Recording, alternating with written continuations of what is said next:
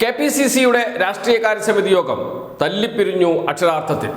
പക്ഷേ അത്തരം വാർത്തകളൊന്നും നമുക്ക് പുറത്ത് വരില്ല. പ്രതിപക്ഷ നേതാവിന് സംസാരിക്കാൻ കഴിഞ്ഞില്ല. പ്രതിപക്ഷ നേതാവിൻ്റെ പ്രസംഗം ഇടക്ക് വെച്ച് നിർത്തേണ്ടി വന്നു തർക്കത്തെ തുടർന്ന്. പ്രതിപക്ഷ നേതാവ് എന്ന് വെച്ചാൽ കോൺഗ്രസിലെ പ്രധാനപ്പെട്ട ഒരു പദവിയാണ്. അങ്ങനെ കോൺഗ്രസിനെ നയിക്കേണ്ട ഒരാളാണ് പ്രതിപക്ഷ നേതാവ്. KPCC പ്രസിഡന്റ്, രണ്ടുപേരാണ് കേരളത്തിലെ കോൺഗ്രസിന്റെ മുഖം എന്ന് വെച്ചാൽ പ്രധാനപ്പെട്ട ഭാവി മുഖ്യമന്ത്രിയാകേണ്ട ആളാണ് പ്രതിപക്ഷ നേതാവ്. ആ പ്രതിപക്ഷ നേതാവിന് രാഷ്ട്രീയകാര്യ സമിതി യോഗത്തിൽ പ്രസംഗിക്കാൻ കഴിയാത്ത അവസ്ഥ വന്നു. ആലോചിച്ച് നോക്കൂ, എത്ര വലിയ സംഘർഷമാണ് കോൺഗ്രസിനകത്ത് നടക്കുന്നത് എന്ന്. പ്രതിപക്ഷ നേതാവ് VD സതീശൻ അടുത്ത തവണ ജയിക്കാൻ സാധ്യതയുള്ള 60ഓളം സീറ്റുകൾ, നിയമസഭാ സീറ്റുകൾ ഏത് എന്ന് കണക്കെടുക്കുന്നു. ആ കണക്ക് അവതരിപ്പിക്കുന്നു. ഈ മണ്ഡലങ്ങളിൽ കൂടുതൽ ശ്രദ്ധ കേന്ദ്രീകരിച്ചാൽ അടുത്ത തവണ നമുക്ക് ജയിക്കാൻ കഴിയും. ഇത്തവണത്തെ സീറ്റും 60ൽ കൂടുതൽ സീറ്റും കൂടി ലഭിച്ചാൽ അടുത്ത തവണ അധികാരത്തിൽ വരാൻ കഴിയുമെന്ന് ഈ സീറ്റുകളുടെ പേര് പറഞ്ഞ് കൃത്യം കണക്ക് അവതരിപ്പിക്കുകയാണ് പ്രതിപക്ഷ നേതാവ് VD സതീശൻ യോഗത്തിൽ. അപ്പോഴാണ് AP അനിൽകുമാർ എഴുന്നേറ്റെന്ന് ചോദിച്ചത്, എവിടെ നിന്ന് കിട്ടി ഈ കണക്ക് എന്ന്. താങ്കളോട് ആരാണ് ഈ കണക്കെടുക്കാൻ പറഞ്ഞത് എന്ന്, താങ്കൾ ഒറ്റയ്ക്ക് എങ്ങനെയാണ് ഈ കണക്കുകൾ, ഈ മണ്ഡലങ്ങൾ കണ്ടുപിടിച്ചത് എന്ന് അത് പറഞ്ഞിട്ട് മതി പ്രസംഗം. ഒടുവിൽ തർക്കമായി, നേർക്കുനേർ വാഗ്വാദമായി. അങ്ങനെ പ്രതിപക്ഷ നേതാവിന് പ്രസംഗം അവസാനിപ്പിക്കേണ്ടി വന്നു. ദീപാദാസ് മുൻഷി, കോൺഗ്രസിന്റെ ചുമതലയുള്ള, കേരളത്തിന്റെ ചുമതലയുള്ള ദീപാദാസ് മുൻഷിക്ക് ഇടപെടേണ്ടി വന്നു തർക്കം അവസാനിപ്പിക്കാൻ. എന്ന് വെച്ചാൽ പ്രതിപക്ഷ നേതാവ് ഒറ്റയ്ക്ക് തീരുമാനമെടുത്ത് മുന്നോട്ട് പോകുന്നു. അതിൽ താങ്കൾക്ക് ആരാണ് അധികാരം തന്നത് എന്നാണ് AP അനിൽകുമാർ ചോദിച്ചത്. ആ ചോദ്യം കോൺഗ്രസിലെ മുതിർന്ന നേതാക്കൾ എല്ലാവരും ചോദിച്ചു. എന്ന് വെച്ചാൽ പ്രതിപക്ഷ നേതാവിനെ യോഗത്തിൽ വളഞ്ഞിട്ട് ആക്രമിക്കുകയാണ് ഉണ്ടായത് എന്ന് വേണമെങ്കിൽ പറയാം. അത്രമാത്രം വിമർശനങ്ങളാണ് പ്രതിപക്ഷ നേതാവിനെതിരെ ഉയർന്നു വന്നത്. പ്രതിപക്ഷ നേതാവ് ഒറ്റയ്ക്ക് തീരുമാനമെടുത്ത് മുന്നോട്ട് പോകുന്നു. കോൺഗ്രസിന്റെ പ്രവർത്തകർക്ക് കയറാൻ പറ്റാത്ത ഇടമായി പ്രതിപക്ഷ നേതാവിൻ്റെ ഓഫീസും വീടും മാറുന്നു എന്ന ഗുരുതരമായ ആരോപണം ഉന്നയിക്കപ്പെട്ടു. അത് തെറ്റാണ്, ആ പ്രസ്താവന പിൻവലിക്കണമെന്ന് കൊടിക്കുന്നിൽ സുരേഷ് ആവശ്യപ്പെട്ടു. വീണ്ടും തർക്കമായി, വാഗ്വാദമായി. അവസാനം ദീപാദാസ് മുൻഷിക്ക് ഇടപെടേണ്ടി വന്നു അങ്ങനെ തർക്കം പരിഹരിക്കാൻ. എന്ന് വെച്ചാൽ ഓരോ വിഷയം നടക്കുന്ന ഘട്ടത്തിലും തമ്മിലടിയായിരുന്നു ഉണ്ടായത്. പ്രധാനപ്പെട്ട 3 നേതാക്കൾ, മുൻ പ്രതിപക്ഷ നേതാവ്, ഇപ്പോഴത്തെ പ്രതിപക്ഷ നേതാവ്, KPCC പ്രസിഡന്റ്, ഈ 3 പേരും ഒന്നിച്ചിരുന്ന് തീരുമാനമെടുക്കാൻ കഴിയാത്ത അവസ്ഥയിലേക്ക് കോൺഗ്രസ് മാറിയിരിക്കുന്നു.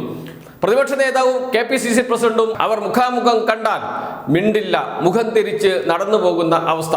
ദീപാദാസ് മുൻഷിക്ക് യോഗത്തിന്റെ ഒരു ഘട്ടത്തിൽ പറയേണ്ടി വന്നു, ഐക്യമില്ലെങ്കിൽ ഞാൻ രാജിവെച്ചു പോയിക്കോളാം, എനിക്ക് കേരളത്തിന്റെ ചുമതല വഹിക്കാൻ കഴിയില്ല എന്ന് പറയേണ്ടി വന്നു. അവസാനം ഒത്തുതീർപ്പെത്തി. എങ്ങനെയാണ്? പ്രതിപക്ഷ നേതാവും KPCC പ്രസിഡന്റ് K സുധാകരനും ദീപാദാസ് മുൻഷിയും ചേർന്ന് സംയുക്ത വാർത്താ സമ്മേളനം നടത്താം, ഐക്യമുണ്ട് എന്ന് ജനങ്ങളെ, കോൺഗ്രസ് പ്രവർത്തകരെ ബോധ്യപ്പെടുത്താം എന്നാണ്. കോൺഗ്രസ് പ്രവർത്തകർ മനം മടുത്തിരിക്കുകയാണ് എന്നാണ് PJ കുര്യൻ പറഞ്ഞത്. പ്രതിപക്ഷ നേതാവും മുൻ പ്രതിപക്ഷ നേതാവും തമ്മിലടി, പ്രതിപക്ഷ നേതാവും KPCC പ്രസിഡന്റും തമ്മിലടി. ഇങ്ങനെ തമ്മിലടിയാണ് കോൺഗ്രസിനകത്ത് നടക്കുന്നത്. ഇതിൽ മനം മടുത്തിരിക്കുകയാണ് കോൺഗ്രസ് പ്രവർത്തകർ എന്നാണ് PJ കുര്യൻ യോഗത്തിൽ തുറന്നടിച്ചത്. വളരെ പ്രത്യേകിച്ച് ശ്രദ്ധിക്കേണ്ട ഒരു കാര്യം, പുറത്തു വന്ന സൂചനകൾ അനുസരിച്ച് പ്രതിപക്ഷ നേതാവിനെ സംരക്ഷിക്കാൻ രാഷ്ട്രീയകാര്യ സമിതിയിലെ ഒരു നേതാവ് പോലും രംഗത്ത് വന്നില്ല എന്ന്. ഒരാൾ പോലും പ്രതിപക്ഷ നേതാവിനെ പിന്തുണച്ച് സംസാരിച്ചില്ല. പ്രതിപക്ഷ നേതാവിൻ്റെ ബറ്റാലിയൻ എന്ന് പറയുന്ന യുവ നേതാക്കൾ യോഗത്തിൽ ഇരിക്കുന്നുണ്ട്. അവർ പോലും ഇടപെട്ടില്ല, ഒരു വാക്ക് പോലും പറഞ്ഞില്ല പ്രതിപക്ഷ നേതാവിന് വേണ്ടി എന്ന് വെച്ചാൽ കോൺഗ്രസിനകത്ത് പ്രതിപക്ഷ നേതാവ് VD സതീശൻ പൂർണ്ണമായും ഒറ്റപ്പെട്ടിരിക്കുന്നു. പ്രതിപക്ഷ നേതാവിൻ്റെ പ്രവർത്തനങ്ങളെ പരസ്യമായി ചോദ്യം ചെയ്യുന്ന അവസ്ഥയിലേക്ക് നാളെ കോൺഗ്രസ് മാറുമോ എന്ന സംശയവും ഭയവും കോൺഗ്രസ് നേതാക്കൾക്കുണ്ട്. യോഗത്തിനകത്ത് മുഖത്തോട് മുഖം നോക്കി വിമർശിക്കുകയാണ് ചെയ്തത്. പ്രതിപക്ഷ നേതാവിന് ഒരു ഘട്ടത്തിൽ പ്രസംഗം അവസാനിപ്പിക്കേണ്ടി വന്നു എന്ന് പറഞ്ഞാൽ എന്തായിരിക്കും കോൺഗ്രസിനകത്തുണ്ടായ വിമർശനം, യോഗത്തിലുണ്ടായ വിമർശനം, കോൺഗ്രസിലെ തർക്കം എവിടെ വരെ എത്തി എന്നതിൻ്റെ ഉദാഹരണം കൂടിയാണ്. അപ്പോഴും എന്തിനാണ് യോഗം ചേർന്നത് എന്ന കാര്യം ബാക്കി നിൽക്കുകയാണ്. ഒരു പ്രശ്നവും ചർച്ച ചെയ്യാൻ കഴിഞ്ഞില്ല, ഒരു തീരുമാനവും എടുക്കാൻ കഴിഞ്ഞില്ല. ആകെ എടുത്ത തീരുമാനം സംയുക്ത വാർത്താ സമ്മേളനമാണ്.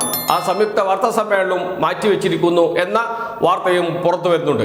ഏതായാലും യോഗത്തിൽ ഒരു തീരുമാനവും ഉണ്ടായില്ല. പല തീരുമാനങ്ങളും എടുക്കേണ്ടതുണ്ട്.